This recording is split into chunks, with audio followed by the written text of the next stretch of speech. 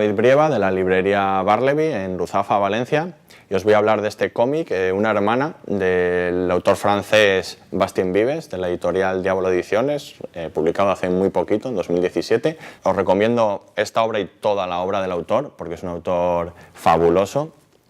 Tanto sus obras más autorales, como pueden ser Polina o El gusto del cloro, como las más lúdicas, las más divertidas, con otras colaboraciones como Olimpia o como Last Man. En especial este cómic que acaba de salir os lo recomiendo porque es una historia muy de verano, muy de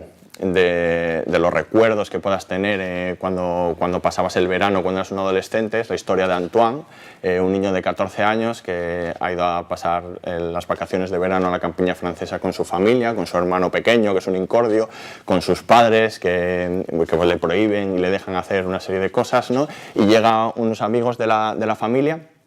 y con su hija de 16 años, que significa para él pues el despertar sexual, el despertar del amor,